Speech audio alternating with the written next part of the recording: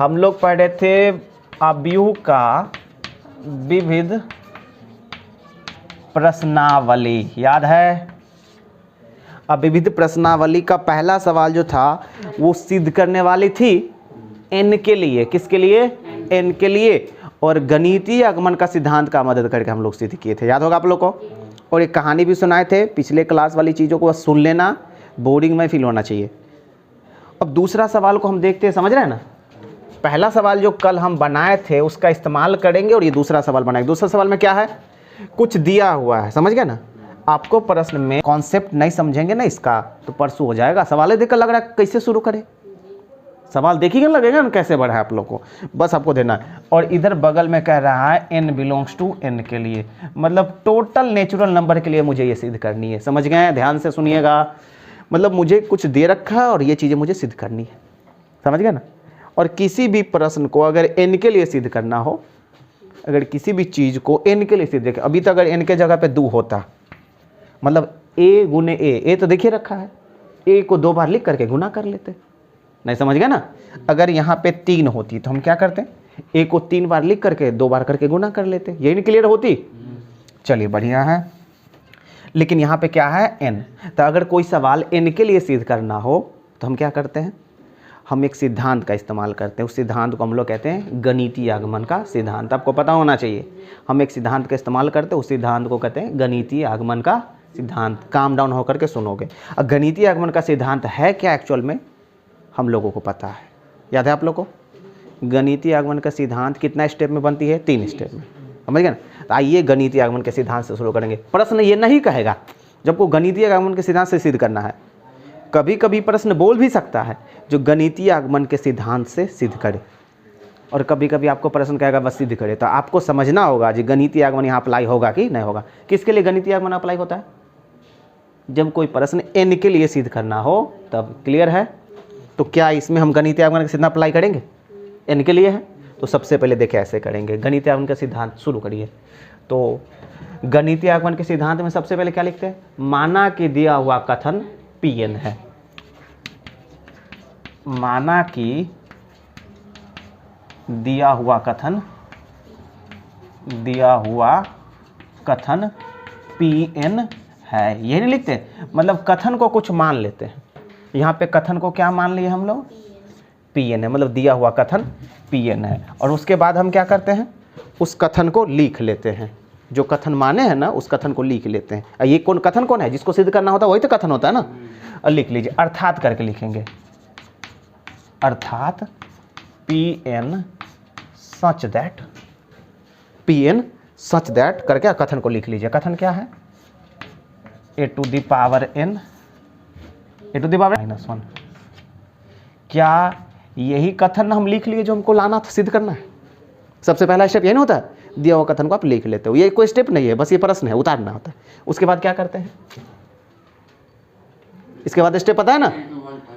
n बराबर 1 रखते हैं, है ना? तो सबसे पहले लिखते हैं n बराबर 1 के लिए, मतलब n बराबर 1 रखते हैं अपने प्रश्न में। n बराबर 1 के लिए मतलब जहाँ जहाँ n है ना वहाँ 1 लिखते हैं। ये n बराबर 1 मतलब पहला सीढ़ी, कल वाला कहानी से इसको रिलेट कीजिए, समझ रहे हैं ना? तो n बराबर 1 मतलब p n के जगह पे 1, सच दैट इसी में रखेंगे। तो a का पावर 1, समझ गए जहाँ n है 1। और यहाँ पे देखो 3 और n के जगह पे क्या लिखेंगे? 1 -1 जहाँ जहाँ n है वहाँ 1 करेंगे ना हो। 3 का पावर 1 -1, 3 का पावर 1 -1, 3 का पावर 1 -1, 3 का पावर 1 -1, 3 का पावर 1 -1, 3 का पावर 1 -1। यही नहीं हुआ?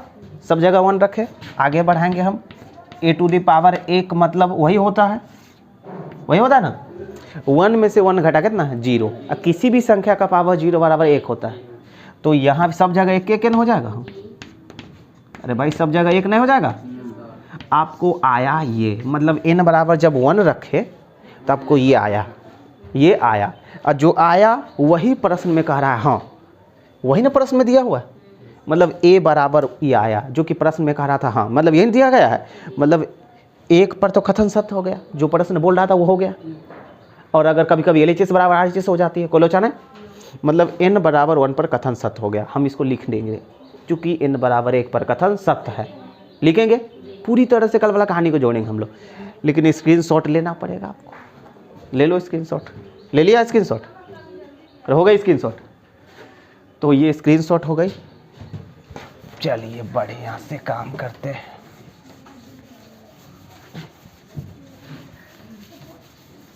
क्या हो रहा है यहाँ पे? ये भी विचित्र कोचिंग नहीं बन गया आप लोग? दूसरा कहेगा तो मास्टर कहेगा पगला है लोग स्क्रीनशॉट और कैसे क्लास में लेवल आते। अब आगे पहले लिखना पड़ेगा ना, चूंकि n बराबर 1 पर कथन सत्य है, n बराबर 1 पर कथन सत्य है, कथन सत्य है। उसके बाद हम नहीं लिखते हैं, अब हम इसलिए लिख सकते हो ना, अब हम मान लेते हैं कि, अब हम मान लेते हैं कि, क्यों मानेंगे समझ में आया? ये वही सीरीन होगा जहाँ उस पापा उसके पीछे हुज्जत होगा। अब हम मान लेते हैं कि n बराबर के पर भी कथन सत्य होगा, ये लिखना पड़ता है ना, और अर्थात करके वो कथन को लिखते। अर्थात करके कथन मेरा अब ये था, अब जहाँ जहाँ n है वहाँ वहाँ क्या कर लेगा n, अर्थात में p के such that a to the power k, सही है ना। अब 3 का पावर n के जगह पे क्या लिख देना है, k माइनस 1 रपेटेंगे,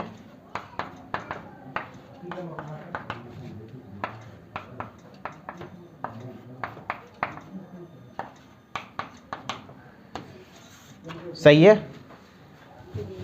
क्लियर है। अब ये कथन, इसको समीकरण 1 लिखना बहुत जरूरी है क्योंकि इसी का इस्तेमाल हम अगला सीरीज चढ़ने में करेंगे। तो ये कथन है 1, उसके बाद क्या लिखेंगे, उसके बाद हम कुछ लिखेंगे ना, उसके बाद क्या लिखना पड़ेगा, उसके बाद लिखना पड़ेगा अब हमें सिद्ध करना है कि n बराबर k प्लस 1 पर भी कथन सत्य हो। मतलब अगर n बराबर k प्लस 1 पर भी कथन सत्य होगा तब ना पापा खुश हो जाएंगे। ठीक है, पूरी वो तरह सेट हो रही कल की कहानी से। क्लास बीट करना मत और क्लास में बने रहिएगा।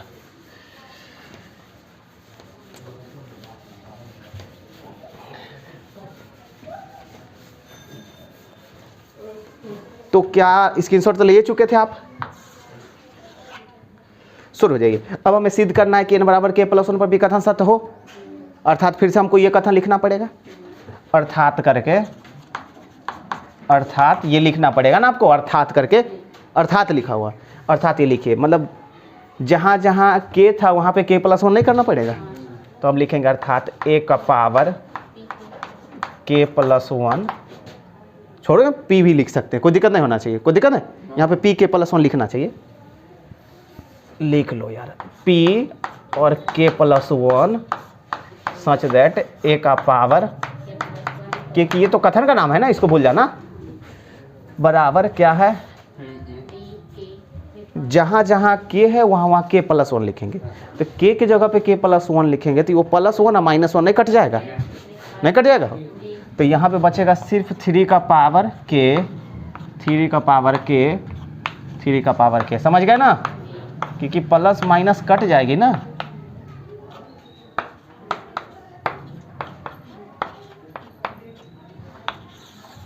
कोई लोचा नहीं, यही ना कथन हमें सिद्ध करना है। ये मेरा क्या हो गया LHS और ये हो गई है RHS, इसी को तो सिद्ध करनी है ना हमें। अब आपको यही यहाँ तक सवाल पूछा, सबसे पहला कथन क्या था, n बराबर 1 रखते हैं सत्य हो जाता है, उसके बाद k रखते हैं वो सत्य मान ही लेते हैं, समीकरण 1 डिनोट करते हैं, और k प्लस 1 पर सिद्ध करना होता है हमको, समझ गए ना। मतलब कुल मिलाकर के प्रश्न यहाँ से शुरू होता है, प्रश्न यहाँ से ना शुरू होता है, सिद्ध तो यहाँ पे नहीं करना है, वहाँ पर बस लिखना उतारना है। तो अब यहाँ से क्या करेंगे, अब आप LHS लिखेंगे कि यही तो सिद्ध करना है ना आपको, इसी को, तो LHS क्या है a to the power k plus 1, यही है। अब a to the power k plus 1 को a का पावर k इंटू a नहीं लिख सकते, नहीं करेंगे। मतलब अगर 2 का पावर m प्लस 2 है तो हम 2 का पावर m इंटू 2 का पावर 2 नहीं लिख सकते, अलग नहीं, हटा नहीं सकते। तो उसी प्रकार a का पावर k प्लस 1 था, a का पावर k इंटू a का पावर कुछ नहीं तो 1, नहीं हटाते हैं। अब हम आराम से मान बैठा, देखो a का पावर k, ये जो आपको दिख रहा है यही ना समीकरण 1 है। जैसे आप तोड़ोगे ना समीकरण 1 से मान बैठ जाएगा। अब वही ना समीकरण 1 है, a to the power k जो है यही इतना ना है, a to the power k की जगह क्या लिखेंगे, इतना सा लिख देंगे। मतलब आपको लिख देना पड़ेगा जो आपके प्रश्न में है 3 का power k minus 1 k minus 1 k minus 1, 3 का power k minus 1 k minus 1, 3 का पावर k माइनस 1। देखिए बस थोड़ा सवाल बड़ा है तो उतरवाने में टाइम लेगा, हो गई ना।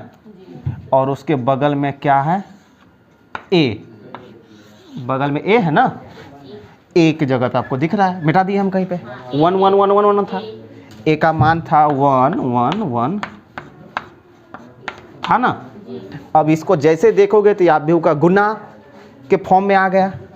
प्रश्न कैसे आ गया, अवयव का गुना का फॉर्म में आ गया। अब 3 क्रॉस 3 कोटि का गुना आना चाहिए, क्योंकि अवयव चैप्टर का आखिरी स्टेप ना पढ़ रहे हो।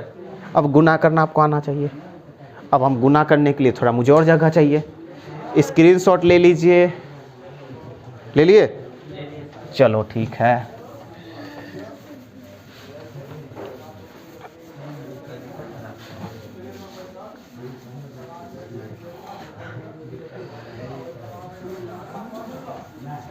इलेवेंथ वाला जो बैच है ना, 11th वाला बैच शुरू कर रहे हैं 10 मार्च से। कोई बच्चे लोग होंगे सूचना दे दीजिएगा, ठीक है। 10 मार्च फुल रिजल्ट निकलेगा। जो 10 मार्च से शुरू कर रहे हैं हम अपना जो भी पढ़ने वाला होता है ना, क्योंकि बहुत सारे बच्चे तो रिजल्ट के बाद ही आएगा, लेकिन कुछ बच्चे होते हैं ना जिसको मन नहीं लगता है, तो 7 से 8 गो बैच रखे हुए हैं, तो उसमें आ सकता है। तो मुझे क्या करें, गुना आता है ना आपको, तो गुना कैसे करेंगे, पंक्ति को स्तंभ से, ऐसा ही ना है, गुना पंक्ति को स्तंभ से, ऐसे ना गुना होगा। गुना आपको आना चाहिए, तो पहला पंक्ति पहला स्तंभ, पहला पंक्ति दूसरा स्तंभ, पहला पंक्ति तीसरा स्तंभ, ऐसे ना गुना होगा। तो चलिए गुना करते हैं, पहला पंक्ति पहला स्तंभ, समझ गए कि नहीं। तो गुना करेंगे पहला पंक्ति पहला स्तंभ, तो क्या आएगा, थोड़ा ध्यान से देखिएगा, ध्यान देखिएगा। 3 का पावर k माइनस 1 किससे किसका गुना हो रहा है, इसको इससे ना होगा, हो उसका इसको इससे होगा और इसको इससे होगा। देखो 3 चीज ना है,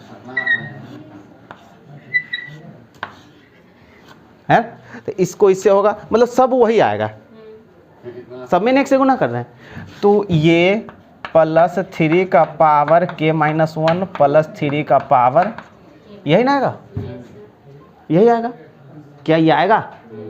और जब एक के जगह एक के चीज़ 3 जगह, मतलब जैसे आप बोलेंगे x plus x plus x, तो इसको 3x नहीं लिख सकते। मतलब जब एक ही चीज़ सेम चीज़ 3 जगह में है, मतलब उसका 3 गुना, कोई प्रॉब्लम्स। मतलब जब हम गुना करेंगे तो वही चीज़ ना 3 जगह पे प्लस होगा, कोई दिक्कत नहीं होना चाहिए। तो हम इस सब को मिटा करके 3 गुने 3 का पावर k माइनस 1 लिख सकते हैं क्या, क्योंकि 3 का पावर k माइनस 1 3 का पावर k माइनस 3 पीस आया है, तो एक के बार 3 को 3 का पावर k माइनस 1 नहीं लिख सकते, सही है। फिर ये तो पहला स्टेप हो गया, दूसरा स्टेप में भी वही, नहीं देखा कि सब जगह एक एक ना है, मतलब पहला स्टेप में वही, दूसरा स्टेप में सब वही आएगा, क्योंकि सब अब सेम है ना, तो सभी जगह वही आएगा। 3 इंटू 3 का पावर k माइनस 1, 3 इंटू 3 का पावर k माइनस 1, 3 इंटू 3 का पावर k माइनस 1, 3 इंटू 3 का पावर k माइनस 1, 3 इंटू 3 का पावर k माइनस 1, 3 इंटू 3 का पावर k माइनस 1। सिर्फ जगह सिर्फ टाइम ले रहा है, क्या समझ में आया, सब वही ना आएगा। पहला पंक्ति पहला स्तंभ, पहला पंक्ति दूसरा स्तंभ, पहला पंक्ति फिर दूसरा पीस, क्योंकि सब अब सेम है। जब गुना करोगे आपको वही आएगा। और आपको पता है कुछ नहीं तो पावर में कितना, 1। अब आपको पता होना चाहिए जब आधार सेम हो तो गुना पावर जुट जाता है ना, जब आधार सेम हो तो गुना में पावर क्या होता है, जुट जाता है। तो 3 का पावर 1 है, 3 का पावर क्या बनती है, -1 + 1 नहीं कट जाएगा, नहीं कट जाएगा, तो क्या बचेगा, सब जगह वही होगा, सब जगह सेम होगा।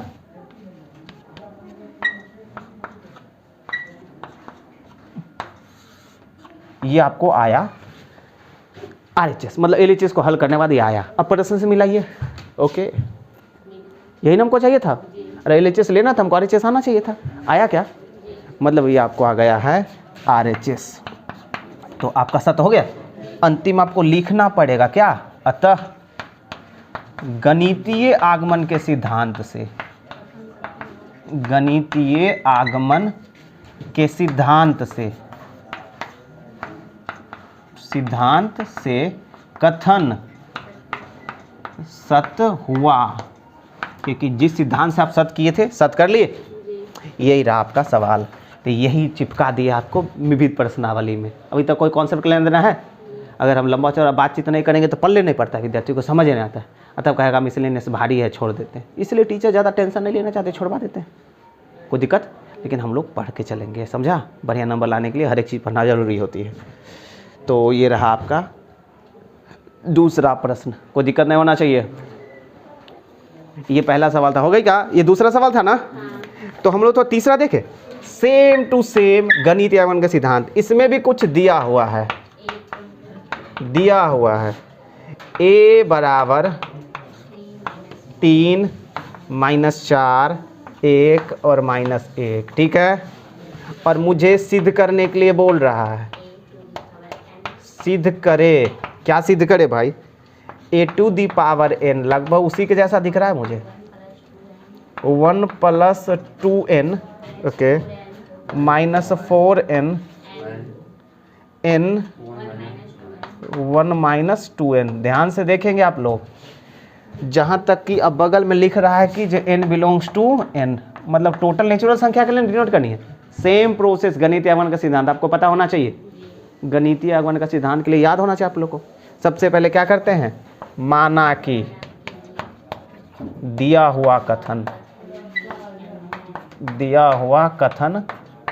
Pn है, ठीक है, और अर्थात कह के उस Pn को लिखना पड़ेगा, Pn सच दैट, कथन को लिखे a⁴n = 1 + 2n -4n n 1 - 2n। समझ गए, कथन लिख लिए।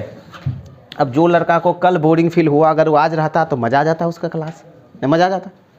तो ये आपका कथन है, कथन लिख लिए। अब इसके बाद 3 स्टेप, एक रखेंगे, k रखेंगे, k+1 रखेंगे, है ना। लिखेंगे n = 1 के लिए, n = 1 के लिए अर्थात करके, और n = 1, अर्थात का मतलब समझ रहे हो, उसी चीज़ को दूसरा भाषा में लिखना। नहीं कहते हैं राम गरीब है, अर्थात पैसा नहीं कमाता है वो, समझ रहे ना। अर्थात P और n के जगह पे क्या रखना है, 1। तो जहाँ जहाँ n है वहाँ रखेंगे, तो 1 का पावर, a का पावर 1, बताओ 1 रखोगे, तो यहाँ भी n के जगह पर 1 रखेंगे, तो 2 × 2 = 3 नहीं हो जाएगा। यहाँ पे 1 रखेंगे तो -4 नहीं हो जाएगा, 1 रखेंगे तो 1 नहीं हो जाएगा, 1 रखेंगे तो 1 में से 2 गया, -1 नहीं हो जाएगा।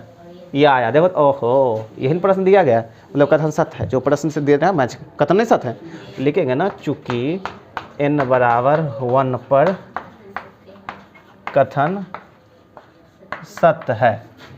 अब हम मान लेते हैं कि अब हम मानेंगे ना, चूंकि n बराबर, अब लिखें, अब हम मान लेते हैं कि हैं कि n = k पर भी कथन सत्य होगा। अब हम मान लेते हैं कि n = k पर भी कथन सत्य होगा, और अर्थात करके उस कथन को लिख लेंगे, अर्थात पी के नहीं लिख लेंगे, जहाँ जहाँ एन है वहाँ वहाँ लिखेंगे के। शुरू हो जाइए। कहाँ गया कथन मेरा? 1 + 2k एन है ना, -4k सीधे k 2k। ठीक है, अब इसको समीकरण 1 लिखना बहुत ज़रूरी है क्योंकि इसी से तो मान बैठता है ना। तो ये रहा n बराबर k पर कथन। अब इसके बाद क्या लिखेंगे? अब हमें सिद्ध करना है कि k+1 पर भी कथन सत्य हो, यही तो हमें लिखनी है ना। अब तो मुझे इसके लिए जगह चाहिए और आप लोग जल्दी से स्क्रीनशॉट कर लीजिए। कर लिए हो? चलो बढ़िया बात।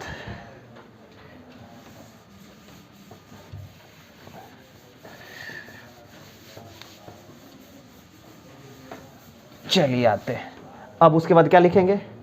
अब हमें सिद्ध करना है कि n बराबर k+1 पर भी कथन सत्य हो, है ना। और अर्थात करके वो कथन लिख लेंगे जिसको सत्य करना है। p k+1 ना करनी है, अर्थात a का पावर k+1 करना है, जहाँ k था नहीं, k था k+1 करना है। और 1 + 2 और फिर k के जगह पे k+1 नहीं लिखेंगे, 2 और k के जगह पे लिखना पड़ेगा k+1, फिर -4 और k के जगह पे लिखना पड़ेगा k+1, k के जगह पे लिखना पड़ेगा k+1 और 1 - 2 × k+1। आपको नहीं लग रहा है एक स्टेप को बढ़ा लेना चाहिए हम लोग को? यहीं पर ही अभी सिद्ध करना नहीं है, समझ गए ना। k+1 सिद्ध नहीं करेंगे अभी, आपको नहीं लग रहा है एक स्टेप बढ़ा लेना चाहिए? तो बढ़ाएंगे तो कितना हो जाएगा? 2k + 3। जैसे ब्रैकेट टूटेगा तो 2k + 2 और एक वाला 3 नहीं हो जाएगा? जैसे ब्रैकेट हो जाएगा 2k + 2 और यहाँ वाला 1 3 नहीं बन जाएगा? -4k -4 k+1 और ये -2k और -2 मतलब -1 नहीं हो जाएगा? क्योंकि -2 और 1 में से 2 गया तो वो नहीं हो जाएगा। आपको चारों अवयव दिख रहा है? मतलब यही ना मुझे सिद्ध करना है। क्या मुझे यही सिद्ध करनी है? अब हमें सिद्ध करना है कि k+1 पे कथन सत्य होगा। और k+1 पे कथन दिख रहा है, मतलब मुझे ये सिद्ध करनी है। स्क्रीनशॉट करिए। स्क्रीनशॉट तो कर चुके हैं, इधर मिटाते हैं। मुझे ये चीज़ें थोड़ा सा रखना पड़ेगा क्योंकि यही से ना मान जाएगा। तो अब हम लिखते हैं, तो शुरू कर देते हैं।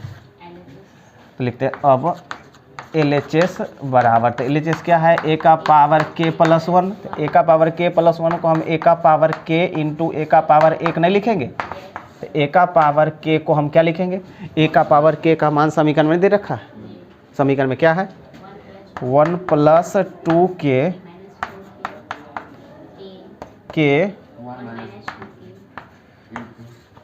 इसको मिटा देते, काम हो गया। अब इंटू a, और आपको नहीं लग रहा है a प्रश्न में ही दिया गया होगा कहीं पे? क्या था प्रश्न में, हम भूल गए। 3 - 4 1 - आपको नहीं लग रहा ये सब था? मिटा दिए हम, समझ गए ना, मिटा दिए थे, ये सब था। आपको नहीं लग रहा ये गुना हो गई? लग रहा है ये गुना जैसा हो गया? गुना करना तो जानते हो, पंक्ति को स्तंभ से। तो इसका गुना इससे होगा, तो इसका गुना 3 से नहीं होगा?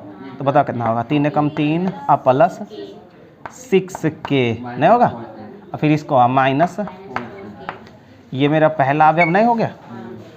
पहला पंक्ति पहला पंक्ति दूसरा सम होगा, इसका होगा इससे नहीं होगा? -4 - 8k। क्लियर है का? इसका इससे फिर इसका इससे +4k हो जाएगा, फिर इसका इससे होगा, इसका ऐसे ना होगा 3k +1 - 2k, 1 से गुना होगा, कोई फर्क नहीं पड़ेगा। फिर इसका होगा इससे न -4k, इसको हो जाएगा -1 और इसका हो जाएगा +2k, क्योंकि माइनस से ना गुना होगा। कोई दिक्कत नहीं, गुना आना चाहिए आप लोग को।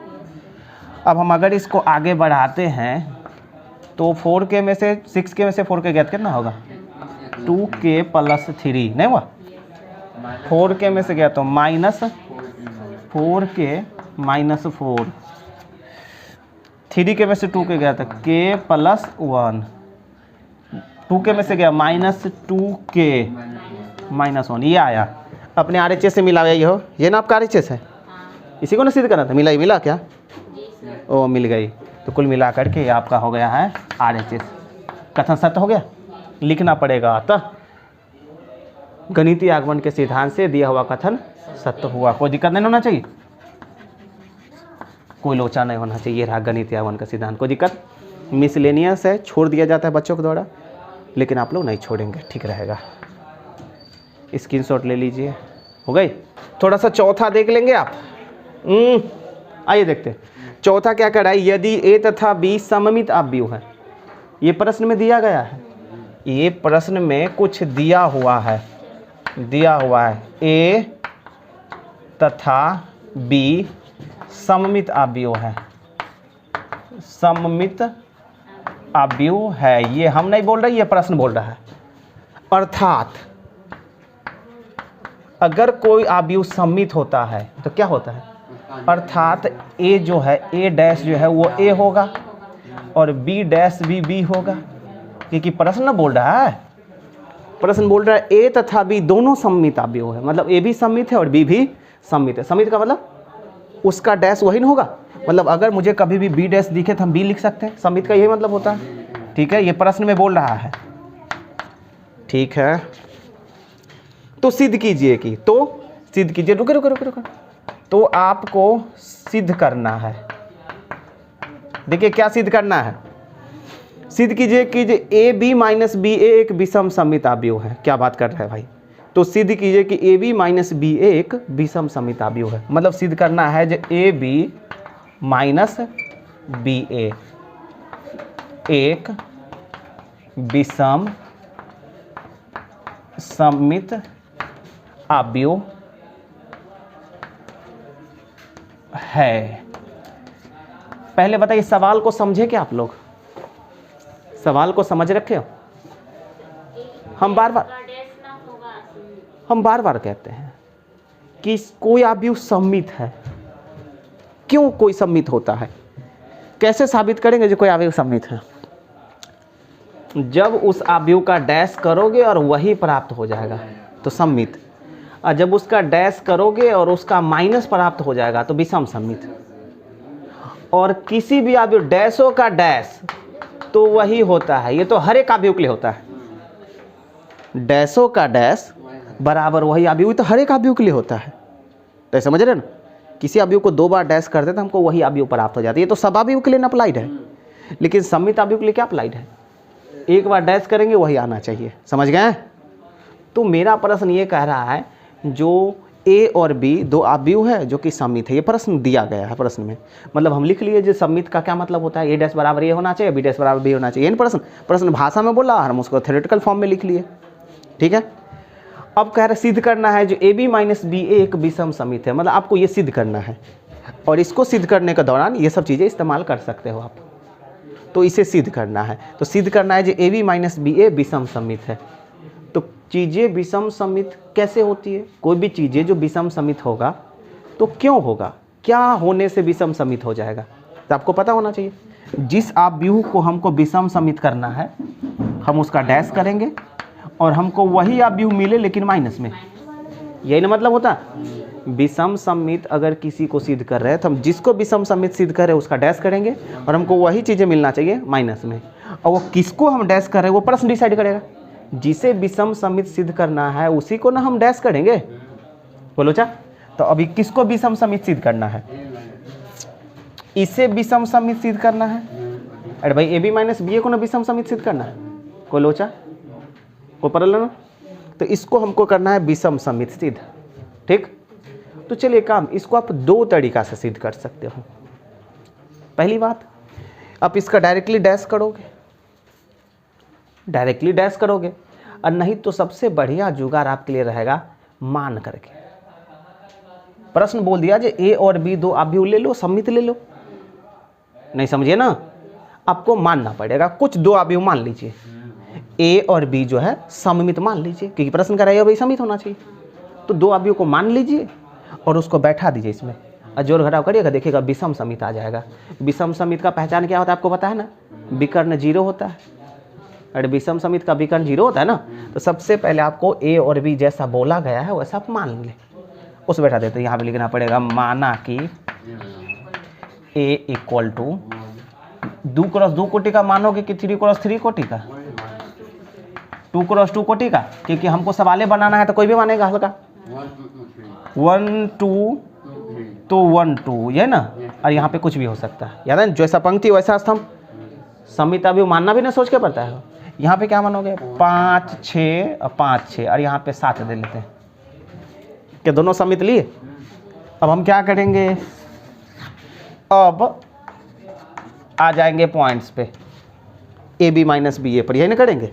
तो अब ए बी माइनस बी ए, तो पहले आप ए को लिख लो, कहाँ गया ए, 1 2 2 3 यही ना ए है। बी कहाँ गया 5 6 6 7 माइनस बी कहाँ गया 5 6 6 7, ए क्या गया 1 2 2 3। हम नीचे लिखने का मतलब जगह नहीं था इसलिए लिख दिया मैंने, जो हो जाएगा। मेरे पास जगह नहीं था इसलिए लिखे। अब गुना करेंगे हम बड़ी आराम से, गुना करिए, नहीं गुना करता, 5 एकम 5 और 6 दूनी 12, एक के बार में लिखेंगे। 5 एकम 5 और 6 दूनी 12 17, पहला हो गया ना। 6 एकम 6 और 7 दूनी 14 और 6 20, 5 दूनी 10 और 6 त्रिक 18 और 10 28। इसको इससे ना 6 दूनी 12 और 7 या 21, 21 और 12 33 माइनस, इसको गुना करें 5 एकम 5 और 6 दूनी 12 5 17, 6 दूनी 5 दूनी 10 और 6 त्रिक 18, कितना हो जाएगा 28। 6 एकम 6 7 दूनी 14 20 ना, और ये कितना हो जाएगा 33। अब दोनों को घटाइएगा, तो 17 में 17 गया 0, 20 में से 28 गया, 28 में से 20 गया प्लस 8। अब इसको देखिए, विषम समित ऐसा ही ना होता है, मेन विकर्ण 0 और बाकी चिन्ह बदल करके रहता है, ऐसा ही नहीं विषम समित होता है। तो ये कैसा अवयव है, विषम समित, जो कि आपको कह रहा है सिद्ध करने के लिए ये सिद्ध हो गई, कोई दिक्कत नहीं होना चाहिए। स्क्रीनशॉट लीजिए और घर पे जाकर पूरा होमवर्क होते रहना चाहिए।